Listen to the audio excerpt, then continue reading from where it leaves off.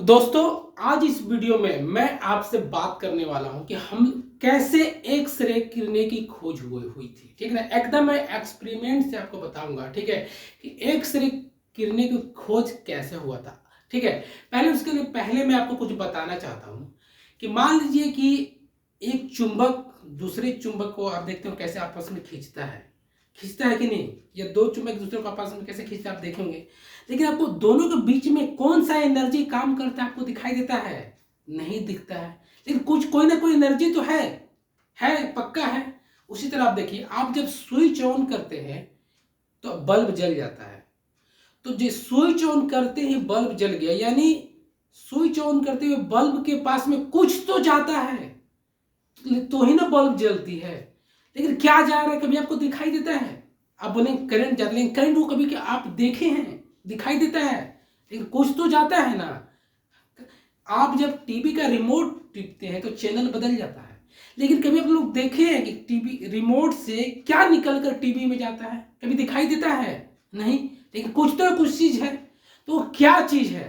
ठीक है, इस वीडियो में आपको सारा जवाब मिल जाएगा। इस सब का भी आंसर का जवाब मिल जाएगा। देखिए कैसे क्या होता है।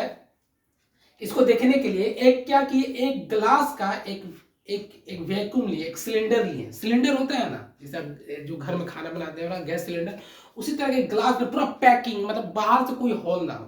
ठीक है ना।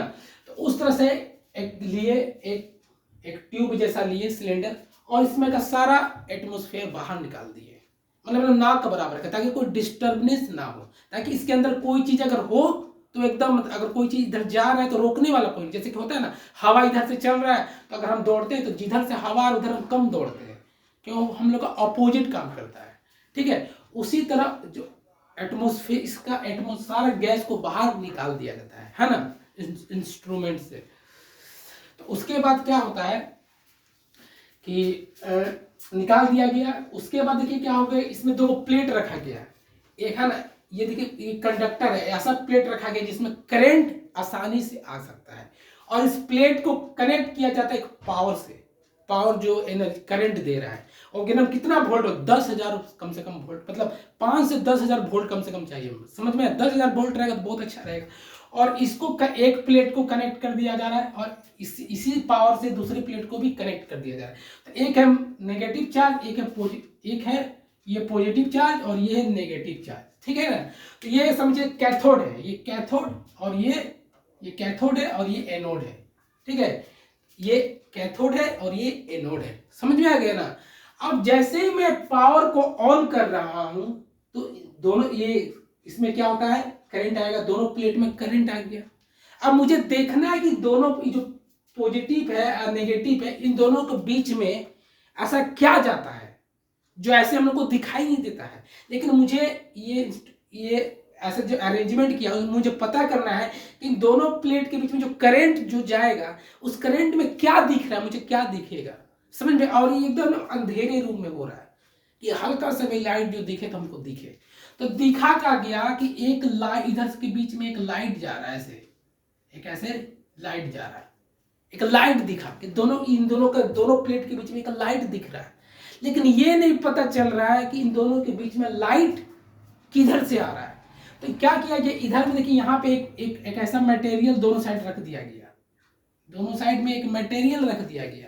ठीक है, और देखा गया कि ऐसा मटेरियल रखा गया और इसके बीच में एक होल बना दिया गया कि अगर ये रे इधर से आ रही है ये ग्लो करेगा, मतलब ऐसा मटेरियल रखा गया, उस पर हल्का से भी कोई लाइट एनर्जी, मतलब असर उस पर पड़ेगा तो वो जल जाएगी। तो मान लीजिए अगर इधर से लाइट जा रहा है तो इसे हॉल से निकलेगी और प्लेट पे इसे टकराएगी और ये ग्लो कर जाएगी। उसी तरह अगर इधर से आ रहा है तो क्या हो जाएगा, एनर्जी निकलेगा और ये ग्लो कर जाएगी। लेकिन देखा गया कि दोनों ग्लो कर रहा है, देखा गया कि दोनों ग्लो कर रहा है। यानी एक रे है जो कैथोड से एनोड की तरफ जा रही है, और एक रे है जो एनोड से कैथोड की तरफ जा रही है। ये पता चल गया कि दोनों तरफ से जा रही है। लेकिन दोनों में से पावरफुल कौन है, ये देखने के लिए इसमें से एक व्हील लगा दिया, एक चक्का लगा दिया, चक्का बना दिया, जैसे गाड़ी का चक्का होता है ना।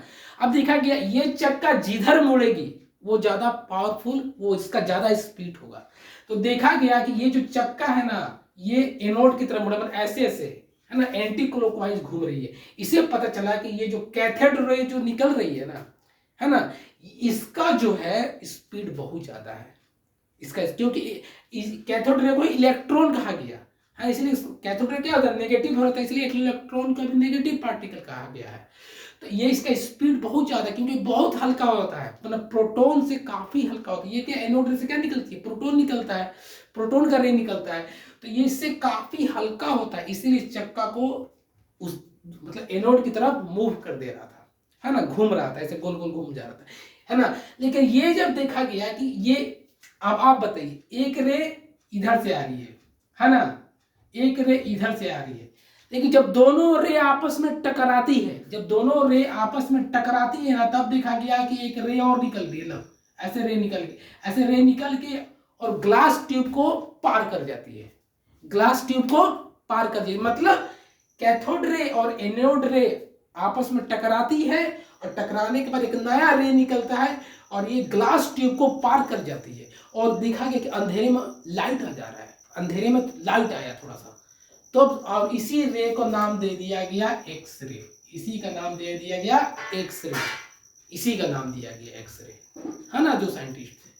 तो यहाँ पे, और इसको एक्सरे, ऐसा एक्सरे है, मतलब समझिए कि सोचिए ग्लास ट्यूब को पार कर जाता, मतलब अगर आपके, और इसी एक्सरे मतलब कि अगर किसी शरीर में इसको पड़ता है तो हड्डी तक, मतलब शरीर के अंदर घुस जाता है और हड्डी तक पहुंच जाता है, हड्डी को पार नहीं कर पाता है, लेकिन शरीर के चमड़ा के अंदर घुस जाता है। सोचिए अगर लाइट आपके ऊपर पड़ रहा है तो परछाई आपका शरीर का बनता है, लेकिन वही लाइट अगर आपके हड्डी पे पड़ेगा तो आपका परछाई क्या चीज का बनेगा, हड्डी का बनेगा। तो वही एक्सरे हमारे हड्डी पर पड़ता है और हड्डी का तस्वीर बना देता है, जिसके हम एक्सरे कहते हैं। इस तरह से एक्सरे काम करता है और एक्सरे आविष्कार हुआ था। मैं जब विश्वास है दोस्तों, मैं एकदम आपको नेचुरल समझाने की कोशिश किया हूँ। अगर मैंने आपको समझा पाया तो मुझे कमेंट करके जरूर बताना, ताकि मैं मोटिवेट हो सके, और अच्छा लगा तो लाइक करना, सब्सक्राइब करना।